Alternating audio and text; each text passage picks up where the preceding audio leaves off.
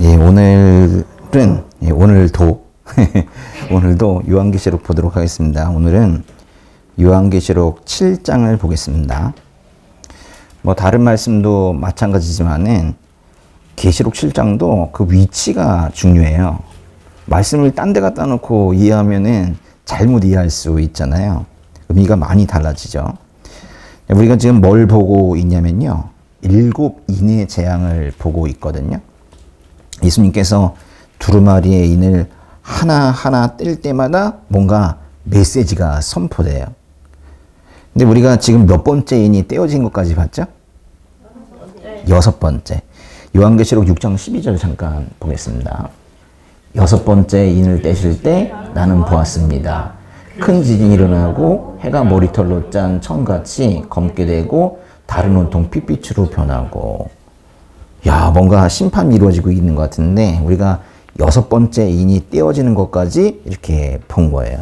그리고 이제 마지막 7번째 인이 떼어질 차례인데 이게 이제 7장에 나오지 않고 한 장 뛰어넘어서 8장에 가서 떼어지거든요. 8장 1절 보세요. 7번째 인을 떼시자 30분쯤 하늘에 정적이 감돌았습니다. 저 정적이, 저 침묵이 뭔지는 우리가 이제 다음에 다시 한번 우리가 좀 생각을 해봐야 될 것 같아요. 어쨌거나 7번째 인이 떼어지는 건 8장이에요. 근데 그 사이에 있는 게 7장이거든요. 계시록 9절을 보면은 이렇습니다. 뭔가 7인의 재앙이 6장, 7장, 8장 초반에 걸쳐 있는데 6장에서 첫 번째 인부터 6번째 인까지 다 떼어져요. 그리고 다 한참 있다가 7번째 인이 8장 초반에 떼어지거든요. 그리고 7장이 말 그대로 이렇게 삽입된 거예요. 잠깐 복습하겠습니다. 그 위에 거. 예. 우리가 어린 양이 첫 번째 인부터 네 번째 인까지 떼실 때 색깔이 좀 다른 4마리의 말과 그 위에 탄 사람이 나왔었죠. 이렇게요. 이게 뭘 상징하는 거였죠? 세상. 그죠? 하나님께서 심판하실 이 세상을 상징하는 거였어요. 흰 말에 탄 사람처럼 주님 행세를 하거나, 막 거짓말 치고 있죠. 그리고 요 붉은 말에 탄 사람처럼 사람들이 서로 죽이게 하는, 뭐 전쟁을 일으키는 그 짓을 하거나, 또는 요 검은 말에 탄 사람처럼 마치 사람들이 배고파가지고 경제적으로 아주 힘든 고난을 겪게 만드는 뭐 그런 일을 하기도 하고, 이 마지막에 있는 건 뭐 앞에 있는 걸 다 합쳐놓은 것 같은데, 이 푸르스름한 말에 탄 사람처럼 사람들을 온갖 기근과 죽음으로 내몰고 있지를 않나. 하여간 이 땅이 그렇다는 거예요. 근데 이런 고난의 땅에 예수 믿지 않는 사람들도 있지만 예수 믿는 사람들이 함께 살고 있다는 거예요. 예수 믿는 사람이라고 해서 이런 기근과 죽음을 피해갈 수는 없어요. 코로나 시기에 코로나가 예수 믿는 사람을 피해간 건 아니죠.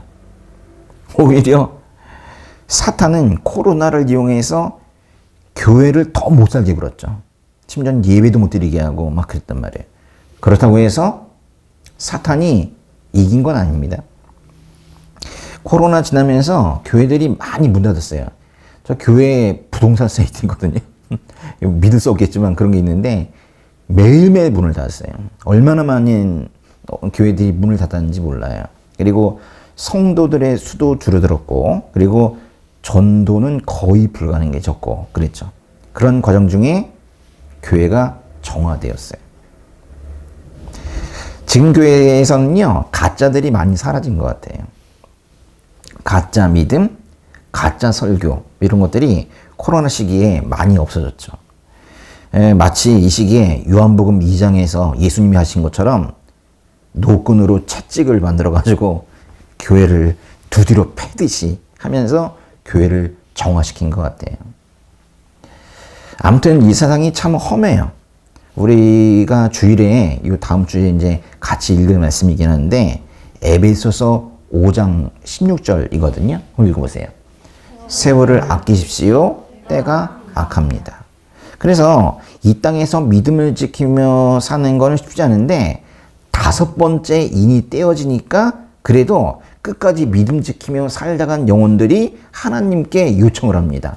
언제까지입니까? 심판을 빨리 해달라는 거예요. 그러자 하나님께서는 너는 가만히 있어라. 좀 쉬고 있어. 그러면서 바로 심판을 시작하시죠. 6번째 인이 떼어지자마자 심판을 시작하세요. 그 결과 아까 우리 읽은 것처럼 뭐 지진이 일어나고 해가 검게 변하고 다른 핏빛으로 변하고 하늘의 별들은 떨어지고 산과 섬들은 사라지고 땅에 있는 사람들은 하나님의 진노를 피해보겠다고 바위 틈에 숨고 막 난리도 아니죠. 그리고 이제 마지막 인이 남았는데 그게 바로 떼어지는 게 아니고 지금 오늘 우리가 보실 요한계시록 7장이 그 사이에 있다는 거예요. 7장을 보려면 계시록 6장의 마지막 말씀을 좀 봐야 되는데 계시록 6장의 마지막 말씀이 어떻게 끝나는지 볼게요. 계시록 6장 17절 이는 그들의 진노의 큰 날이 이르렀기 때문이다. 누가 견뎌낼 수 있겠느냐. 빨간 글씨만 다시 한번 읽어봐요. 누가 견뎌낼 수 있겠느냐. 이거에 대한 답이 요한계시록 7장이에요. 답부터 알려드릴까요? 누가 견뎌낼 수 있을까요? 누구만 견뎌낼 수 있을까요? 뭐 다른 번역에서 뭐라고 그랬냐면 누가 설 수 있을까요? 누구만 견뎌내고 누구만 설 수 있을까요? 교회죠, 교회. 그 얘기를 하는 거예요, 교회다. 그러니까 계시록 7장은 하나님의 심판이 결국 이루어질 땅에서 교회가 어떻게 보호되는가. 또 교회는 결국 나중에 어떤 모습으로 서게 되는가를 보여주는 그런 말씀이에요. 그런 의미에서 계시록 7장은 크게 두 부분으로 이루어지는데요. 7장 1절에서 8절까지 또 9절에서 끝까지. 이게 뭐냐면 앞부분에서는요. 땅 얘기를 해요. 그리고 뒷부분에서는 하늘 얘기하거든요. 앞부분에서는 땅의 교회에 땅에 있는 교회, 지상교회 거기에 있는 사람들 믿지 않는 사람들과 달라야 되잖아. 티가 나야 되잖아. 그래가지고 그 사람들에게 표시를 해요. 그걸 우리가 인친다고 말하는 거예요. 근데 왜 표시할까요? 이 땅에서 교회에 다니는 사람들을 하나님께서 내 자식이다, 내 아들이다, 딸이다 이래가지고 표시를 한단 말이에요. 근데 왜 표시하냐고요? 두 개겠죠? 내 거다, 소유. 또 하나, 보호하겠다. 소유와 보호를 위해서 이렇게 표시를 하는 거예요. 그런데 이제 이 사람들이 이 땅의 교회가 그래도 힘들어. 분명히 보호하신다고 했는데 뭐 고난은 아예 없는 건 아닌 것 같아. 힘들어. 그런데 언젠가 진짜 예배를 드리는 거예요. 하늘에서. 이 땅에서는 한계가 있어요. 근데 이제 하늘에서 진짜 예배를 드리는 얘기가 뒤에 나오는 거예요. 계시록 7장 1절부터 3절까지 한번 읽어보겠습니다. 이후에 네 천사가 땅의 네 모퉁이에 서서 땅의 네 바람을 붙잡아 땅이나 바다나 나무에 불지 못하도록 막는 것을 보았습니다. 그리고 나는 다른 천사가 살아계신 하나님의 인을 가지고 해돋는 데서 올라오는 것을 보았습니다. 그는 땅과 바다를 해칠 권세를 받은 네 천사에게 큰 소리로 외쳐 말했습니다. 우리가 우리 하나님 대 종들의 이마에 인을 치기까지 너희는 땅이나 바다나 나무들을 해치지 말라. 무슨 의미인지 아시겠습니까? 1절 보시면은 네 천사가 땅의 네 모퉁이에 서서 땅의 네 바람을 잡아 다 넷넷넷 그러네요. 붙잡아 땅이나 바다나 나무에 불지 못하도록 막았다고 그랬어요. 이게 뭐냐면 네 천사에게는 온 세상을 장악하는 주권이 주어져 있어요. 그러니까 심판한다는 거예요. 그래서 바람이 분다는 거는 심판이 진행되고 있는 건데 엄청난 심판이 막 이루어지다가 지진도 일어나고 해도 검게 되고 다른 핏빛으로 변하고 이러다가 잠깐 멈춤 한 거예요. 잠깐만. 심판 잠깐만. 근데 왜 멈추냐 이거예요. 여섯 번째 인이 떼어지고 나서 그렇게 심판하다가 잠깐만 이렇게 한 거예요. 하나님의 심판은 심판 자체가 목적이 아니에요. 하나님께서는 누구도 심판을 받아서 멸망하는 것을 원하지 않으십니다. 끝까지 하나님을 외면해서 구원받지 못한 사람들이 결국 심판을 받는 거예요. 그러니까 하나님의 심판은 심판이 목적이 아니라 구원이 목적인 거예요. 하나님의 심판은 구원이 목적이다. 해봐요. 그거예요. 근데 심판과 구원은 거의 동시에 이루어집니다. 심판받는 사람과 구원받는 사람이 있는 거죠. 그러나 심판이 목적이 아니라는 걸 아셔야 돼. 근데 동쪽에서 이제 한 천사가 올라오더니 그 앞에 있는 네 천사에게 큰 소리로 외쳐 말합니다. 우리가 우리 하나님의 종들의 이마에 이르치기까지 너희는 땅이나 바다나 나무들을 해치지 말라. 잠깐만 이러면서 하나님의 백성들에게 인으로 표시를 할 때까지 잠깐 심판을 보류하라 이거예요. 그리고 이제 인을 칩니다. 표시를 하는 거예요. 이 사람이 예수 믿는 사람이다. 이 사람이 예수 믿는 사람이다. 표시를 해서 보호하려고 하는 거예요. 네 천사는 심판의 권세를 가지고 있습니다. 근데 새롭게 올라온 인을 가진 천사는 구원의 권세를 가지고 있어요. 근데 누가 위에 있는 거예요? 누가 더 계급이 높은 것 같아? 구원하는 천사가 심판하는 천사들에게 잠깐만 큰 소리 치고 있잖아요. 이걸 보더라도 하나님의 목적은 심판이 아니라 구원에 있다는 걸 알 수 있어요. 그러니까 요한복음 3장 16절에서도 이렇게 말하고 있죠. 한번 읽어볼까요? 하나님께서 세상을 이처럼 사랑하셔서 독생자를 줬으니 이는 그를 믿는 사람마다 멸망하지 않고 영생을 얻게 하려는 것이다. 이 보세요. 멸망하지 않고 영생을 얻게 하려는 것. 그게 하나님께서 예수님을 이 땅에 보내신 이유라는 거예요. 그래서 결국 인침을 받은 사람들이 몇 명이래요. 그 다음에 4절부터 8절까지 나오는데요. 한번 보세요. 그리고 나는 인침을 받은 사람들의 수를 들었습니다. 이스라엘 자손의 모든 지파 가운데 인침을 받은 사람들이 14만 4천 명이었습니다. 유다 지파에서 인침을 받은 사람들이 1만 2천 명, 루벤 지파에서 1만 2천 명, 갓 지파에서 1만 2천 명, 아셀 지파에서 1만 2천 명, 납달리 지파에서 1만 2천 명, 므낫세 지파에서 1만 2천 명, 시므온 지파에서 1만 2천 명, 레위 지파에서 1만 2천 명, 이사갈 지파에서 1만 2천 명, 스불론 지파에서 1만 2천 명, 요셉 지파에서 1만 2천 명, 베냐민 지파에서 인침을 받은 사람이 1만 2천 명이었습니다. 14만 4천 명이에요. 그런데 야, 이게 뭐 14만 4천 명 이렇게 명확하게 숫자로 지금 나오고 있어요. 이게 이제 14만 4천 명이 뭐냐면 이게 진짜로 구원받은 사람들을 말하는 거거든요. 그럼 뭐 가짜 구원도 있냐? 있는지도 모르겠어요. 예, 진짜 구원받은 사람들의 숫자가 14만 4천 명이래요. 그러니까 14만 4천이라는 게 유다 지파, 루벤 지파, 갓 지파 이렇게 12지파에서 1만 2천 명씩이니까 합치면 14만 4천 명이 된다는 거예요.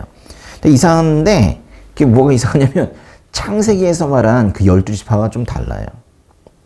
땅 분배 기준으로 12지파를 나누면은 땅 분배를 받지 못한 레위 지파가 일단 빠져요. 그리고 요셉의 아들들이 들어가죠. 요셉 대신 에브라임과 므낫세가 12지파에 추가됩니다. 요셉이 빠지고 누가 들어간다고요? 에브라임과 므낫세가 들어간다고. 근데 여기서는 오히려 레위 지파라는 말이 들어가 있어요. 그리고 요셉 지파라는 말도 있어요. 그리고 그 대신 에브라임 지파가 빠져 있어요. 요셉 지파라는 말은 창세기에서는 원래 안 쓰는 거예요. 12지파에 안 들어가는 거예요. 그런 말이 없어요. 요셉 지파라는 말은 요한계시록 7장 8절 여기에 나오거나 또는 14만 4천 명을 운운하는 어떤 이단이 쓰는 말이에요. 이스라엘 12지파에는 없는 말이에요. 특이한 거는 12지파를 말하면서 유다 지파를 맨 앞에 뒀다는 거예요. 정말로 야곱의 아들들 12를 순서대로 놔둔 줄 알았더니 거의 순서이긴 해요. 근데 유다 지파가 맨 앞으로 갔어요. 유다는 원래 넷째잖아요. 근데 맨 앞으로 왔어요. 유다가 목록의 선두에 배치된 거는 아무래도 예수님이, 즉 메시아가 유다의 후손에서 나오기 때문일 거예요. 요한계시록은요, 은근히 이래요. 다 메시아 중심, 예수님 중심. 그래요. 계시록은 메시지가 다 어린 양 중심이에요. 크리스천의 삶이 계시록 같아야 되는 거예요. 근데요, 잠깐만 보시면은 12지파에서 하나가 빠져 있어요. 요셉 지파도 있는데 므낫세 지파도 있어요. 요셉의 아들이 므낫세인데 아빠 지파도 있고 아들 지파도 들어갔어요. 아니, 므낫세가 들어가면 요셉이 빠져야 되는데 그대로 있어요. 그 대신 다른 게 하나가 빠진 겁니다. 어느 지파가 빠졌게요? 맞아요. 단이 빠졌어요. 왜 빠졌을까요? 요한계시록에서 단지파만 빠졌어요. 단지파가 빠진 이유가 뭘까요? 저도 몰라요. 그건 아무도 몰라요. 왜 빠졌는지는 모르겠어요. 이게 왜 빠졌는지는 모르겠지만은 분명히 빠진 것 때문에 이상하다는 거예요. 그래서 이렇게 비정상적인, 조금은 이상한 12지파를 열거해 놓은 것은 이거를 쓴 요한이 그 12지파를 몰라서 그렇게 한 건 아니에요. 모를 리가 없어요. 유대인들이 그걸 모르는 사람이 없어요. 이걸 실수하겠어요? 이렇게 어려운 것도 다 적어놨는데? 근데 요한이 이걸 모를 리가 없어요. 그냥 이건 원래 12지파가 아니라고 쓴 거예요. 오히려 여기에 집중하라는 거예요. 12 곱하기 15 곱하기 1000. 그러니까 어떤 이런 숫자의 상징성에 집중하라는 거예요. 그러면 인침을 받은 14만 4천 명이라는 게 도대체 뭐냐 이게. 벌써 말씀을 드렸어요. 이 14만 4천 명이 뭐라고요? 예수 믿어서 진짜 구원받은 사람들 전체. 구원받은 사람들 전체를 말하는 거예요. 그러니까 실제로는 14만이 아니겠지 뭐. 그죠? 그보다 훨씬 더 많겠지만은 이렇게 이제 상징적으로 표현을 한 거예요. 중요한 건 뭐냐면은 그 14만 4천이라는 그 상징적인 숫자이지만은 그 안에 내가 포함이 되느냐 안 되느냐 그거 보자는 거예요. 14만 4천 명을 뭐 이루기 위해서 뭐 사람들을 모으고 그렇게 하라는 게 아니에요. 그죠? 거기에 내가 있느냐 그걸 지금 보자는 거예요. 분명히 하나님께서 이렇게 잠깐만 심판을 정지하고서라도 14만 4천 명을 골라가지고 그다가 인을 치는 표시를 하는 이유는 그 사람들을 보호하기 위해서라니까요. 그러니까 이 사람들이 이 땅에서 환난을 겪지 않는다는 게 아니라 어떤 상황이 오더라도 믿음 지킬 수 있도록 그 마음을 지켜주시려고 인을 치시는 거예요. 교회에 나온다고 해서 다 14만 4천 명이 포함되는 건 아닐 거예요. 근데 그 14만 4천에 나는 포함되는 사람인가? 그거 한번 생각해 보라는 그런 말씀이 요한계시록 7장인 거예요. 14만 4천. 숫자가 커요, 작아요? 뭐 크다면 크고 작다면 매우 작은 그런 말씀이죠. 뭘 기준으로 보느냐가 다른 거죠. 저는 이 상징적인 숫자 14만 4천을 이렇게 말하고 싶어요. 읽어보세요. 진짜. 그 진짜가 14만 4천이라는 거예요. 진짜. 여러분은 여기 14만 4천에 들어갑니까? 진짜예요? 진짜 믿음을 가지고 진짜 구원받은 사람, 그 사람들을 우리가 14만 4천이라고 말하는 거예요. 이제 7장의 뒷부분으로 넘어가 보겠습니다. 9절, 10절, 11절, 12절, 4절을 한꺼번에 읽어볼게요. 이후에 내가 보았습니다. 모든 나라와 민족과 백성과 언어에서 나온 아무도 셀 수 없는 큰 무리가 흰옷을 입고 손에 종려나무 가지들을 들고 보좌 앞과 어린 양 앞에 서서 큰 소리로 외쳐 말했습니다. 구원은 보좌에 앉으신 우리 하나님과 어린 양께 속한 것입니다. 그때 모든 천사들이 보좌와 장로들과 네 생물 주위에 둘러서 있다가 보좌 앞에 엎드려 얼굴을 땅에 대고 하나님께 경배하며 말했습니다. 아멘. 찬송과 영광과 지혜와 감사와 존귀와 능력과 힘이 우리 하나님께 영원토록 있길 빕니다. 찬송과 영광과 지혜와 감사와 존귀와 능력과 힘 7개네요. 그죠? 예.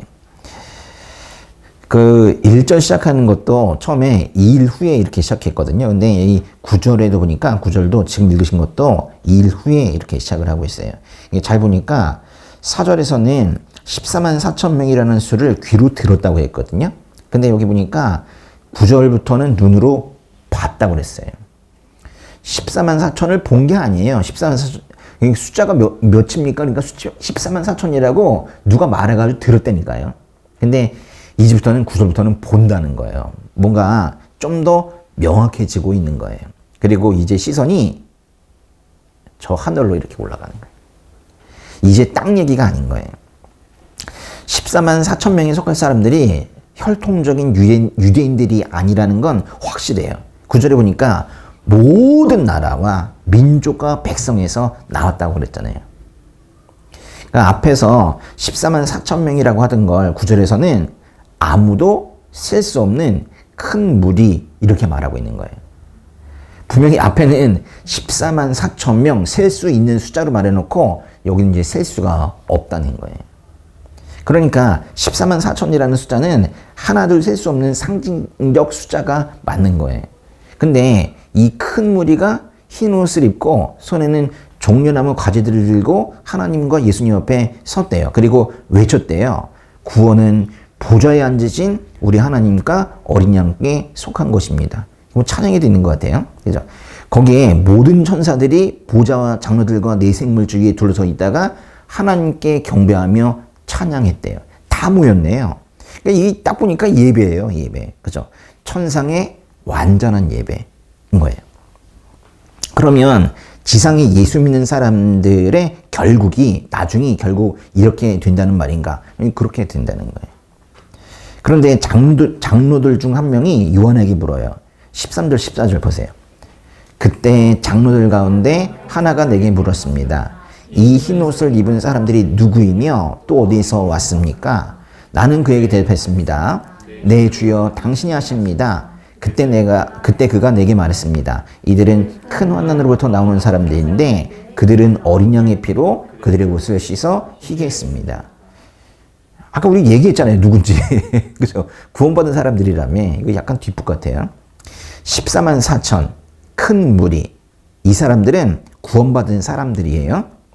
근데 여기서 굳이 이 사람들을 흰 옷을 입은 사람들이라고 지금 말하고 있어요. 그러니까 뭔가 의미가 좀 있는 것 같아요.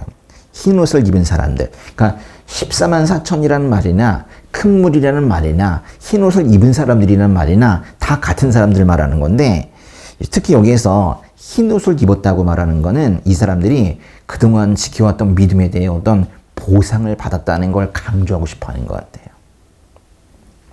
근데 이들에 대한 표현이 또 있어요. 14절에 보면은 큰 환난으로부터 나오는 사람들. 큰 환난으로부터 나오는 사람들. 이것도 그 사람들 얘기하는 거예요. 그러니까 똑같은 얘기네. 그죠? 14만 4천이란 말이나 셀 수 없는 큰 물이나 흰 옷을 입은 사람들이나 큰 환난으로부터 나오는 사람들이나 다 같은 걸 말하는 거예요.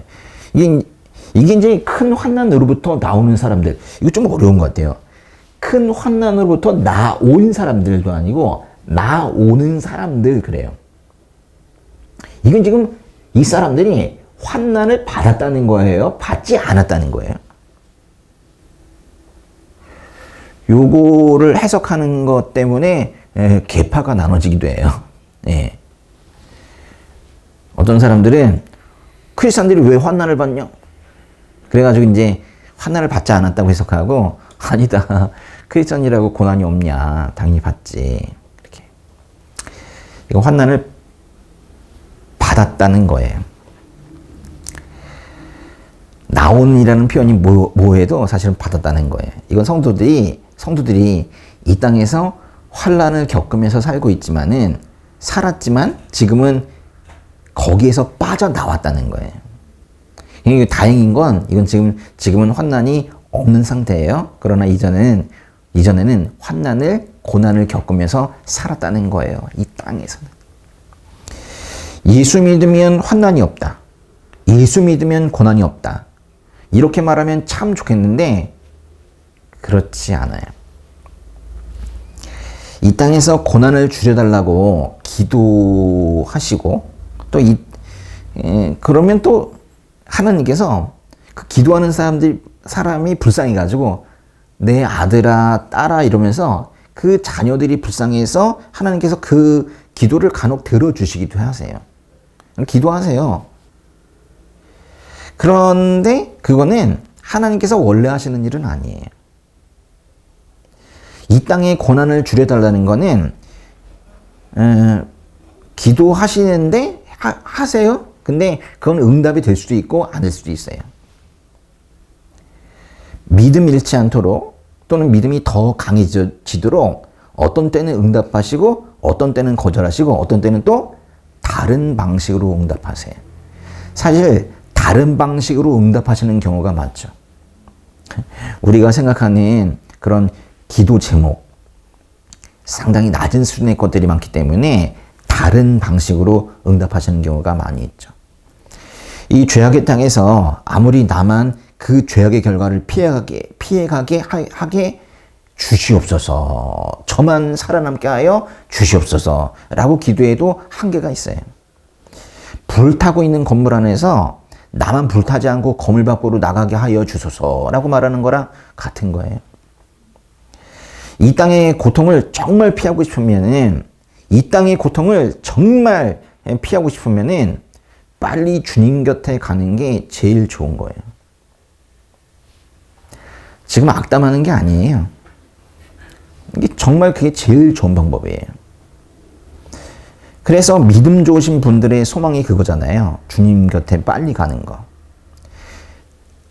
뭔가 이 땅에 대한 소망이 사라져서라기보다는 여기보다는 그 주님 곁이 너무 좋은 거야. 그래가지고 거기를 소망하고 있는 거죠. 그래서 가려고 하는 거예요. 우리 집에도 한 명 있어요. 근데 눈을 감았다가 다시 떴더니만 주님이 계시지 않으면 어떡하죠? 막 어둡고 불이 타고 있고 그럼 어떡하죠? 이런 의구심 있죠. 이거는 사실 상당히 건강한 의구심이거든요. 아, 내가 눈을 감았다가 떴을 때 천국이 아니면 어떡하지? 라는 의구심. 이런 이제 건강한 의구심. 이걸 가지고 이제 계속 사는 거예요. 그리고 이걸 가지고 살고 그래서 예배도 드리고 기도도 하고 그러면서 사는 거거든요.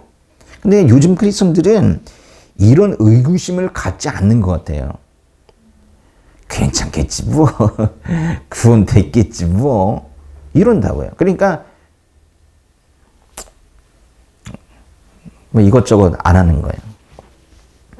예배도 소홀히 드리고 예배를 아예 안 나오거나 안 나오는 사람도 많아요. 코로나 이후로 아주 심각해졌어. 아, 그거 너무 율법주의적으로 얘기하는 거 아닙니까? 아니에요. 주일 성수 안 하면은 어떻게 해요? 하루만 빠져도 15일 지나가는데 한 달에 반이 지나가는데 그때 숱한 영적 공격을 받는단 말이에요.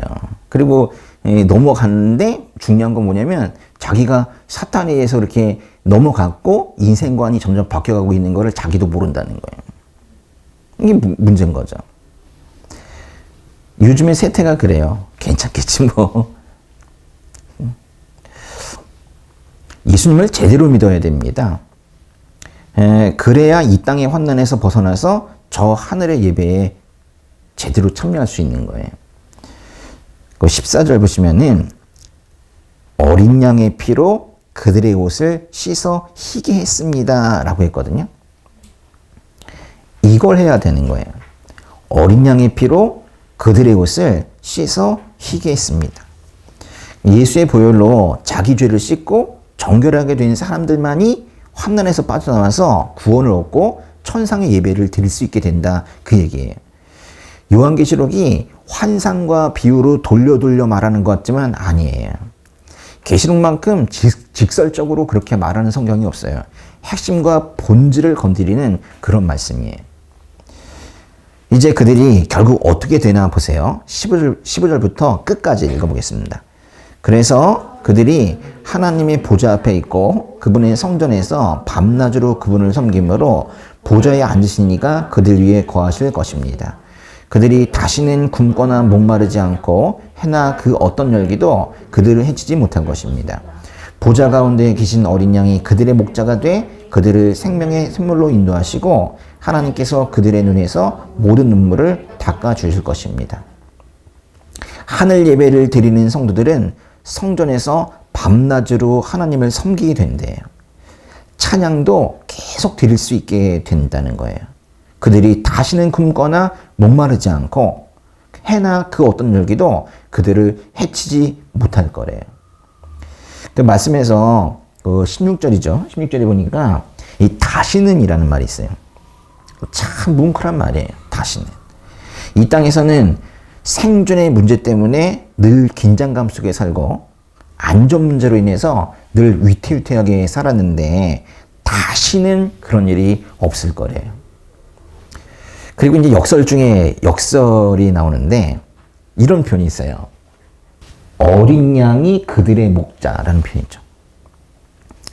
어린 양이 목자가 된대요. 보세요. 목자가 뭐 하는 사람이에요? 양을 키우잖아요. 목자가 양을 키우는데 여기 보니까 양이 오히려 목자가 된대요. 어떻게 보면 참 이상한 표현이에요. 근데 이게 우리가 믿는 믿음의 본질이죠. 우리 믿음 자체가 역설이에요. 우리가 믿는 주님은 칼이나 지팡이나 채찍으로 승리를 이루신 목자가 아니에요. 오히려 십자가에서 죽어서 피를 흘리신, 그래서 승리를 이뤄내신 그런 목자라는 거예요. 그래서 피를 흘리신 어린 양이면서 목자이기도 하시다는 거예요. 이 상당히 깊은 얘기네요. 그죠? 그리고 마지막 문장 보니까 하나님께서 예수 믿는 사람들 눈에서 모든 눈물을 닦아 주실 거래요. 그냥 눈물이라고 하지 않았어요. 모든 눈물을 닦아 주신대요. 힘들었지. 그러면서 닦아 주신대. 모든 눈물을 닦아 주신다는 이 말씀이 오히려 눈물 나지 않습니까? 가끔 우리는 삶을 리셋하고 싶을 때가 있어요. 리셋. 처음부터 다시 시작하고 싶을 때가 있어요. 근데 그게 돼야 안 돼요. 시간이 흐를수록 뭔가 풀리지가 않고 우리 삶의 실타래는 더욱 복잡하게 엉켜지고 있고 문제가 사라지는 게 아니라 켜켜이 쌓이는 경우도 있어요. 그리고 심지어는 문제가 확대되기도 합니다. 커지기도 해요. 그럴 때 이제 우리가 매달릴 건 주님밖에 없으니까 주님 살려주세요. 죽겠어요. 저 못하겠어요. 응? 제가 감당할 수 있는 문제가 아닌 것 같아요. 그런 규모가 아닌 것 같아요. 이러면서 이제 주님 살려주세요 라고 하면서 함께 기도드리기도 하는데 주님께서 응답하시나요? 하실 수 있죠. 그러니까 정말로 주님께서 자연 질서를 거스르면서까지 기적을 일으켜야지 얘가 살아나는구나. 그러면 그때는 응답하시죠. 근데 제가 거듭 말씀드리지만 그건 주님께서 원래 하실 일은 아니라니까요. 죄를 용서하시고 구원을 주시고 영생을 허락하시는 거, 그게 원래 주님께서 하시는 본질적인 일이시죠. 내 삶의 다단한 문제에 이것 좀 바꿔주세요. 저것 좀 해주세요. 기적을 일으켜서라도 이 문제를 해결해 주시옵소서. 이런 거에 일일이 응답하는 게 원래 주님의 일은 아니란 말이에요. 제가 이제 이렇게 얘기하면 정말 실망하는 사람들이 많아요. 아, 그런 거 해결해 주시는 줄 알았는데. 삶을 리셋하는 거, 그거는 우리가 그렇게 이제 바라고는 있지만은, 안타깝지만은 삶의 리셋은 되지 않습니다. 불교가 사람들을 참 혹하게 하고 있죠. 환생. 그런 것도 사실은 없어요. 그러니까 우리는 일직선으로 가는 거거든요. 근데 중요한 게 뭐냐면 다시 좋은 데로 돌아오는 게 아니고 환생이 아니고 아름다운 곳에 이르기 위해서 가는 거예요. 이 땅의 시간과는 비교도 되지 않는 영원한 그런 종착점을 위해서 달려가는 거예요. 그것도 끊임없이 달려가는 거예요. 가다 말다 그런 게 아니고. 믿음에는 자만이 있어서는 안 돼요. 그 빌립보서 말씀 보세요. 읽어보세요. 그리스도 예수 안에서 하나님께서 위에서 부르신 그 부르심의 상을 위해 표대를 향해서 쫓아갑니다. 이거 누가 쓴 거예요? 바울이 빌립보 교회에. 바울이 썼다니까요. 그러니까 바울은 알고 있는 거예요. 진정한 상은 저 하늘에 있다는 걸 알고 있는 거예요. 이 땅의 번잡한 삶, 더 정확하게는 고난에 대해서 기정사실화하고 있는 이명호 목사의 설교가 불편한가요? 근데 어떻게 해요? 성경이 그렇게 말하고 있는 거예요. 제가 저의 의견을 말하는 게 아니라 원래 성경이 그렇게 말하고 있는 거예요. 특별히 계시록은 특별히 더 그렇게 정확하게 말해주고 있어요. 하나님처럼 이 불쌍한 땅을 사랑하세요. 그리고 하나님께서 옆에 붙여주신 사람들도 사랑하세요. 그러나 이 땅에 소망을 두어서는 안 되는 거예요. 우리의 소망은 어디 있어요? 하늘에 있는 거예요. 그곳에서 흰 옷 입고 예배 드리고 있을 때 하나님께서 오셔서 그 따뜻한 온기 있는 손으로 여러분의 눈물을 닦아 주실 거예요. 제가 뭐 닦아 주시옵소서 라고 이렇게 말할 필요도 없어요. 왜냐면 그렇게 하신다고 말씀하셨잖아요. 닦아 줄게. 나 지금은 비록 땅을 벗하며 살지라도 내 영혼 저 하늘을 디디며 사네. 내 주님 계신 눈물 없는 곳 저 하늘에 숨겨둔 내 소망이 있네. 보고픈 얼굴들 그리운 이름들 많이 생각나. 때론 가슴 터지도록 기다려지는 곳.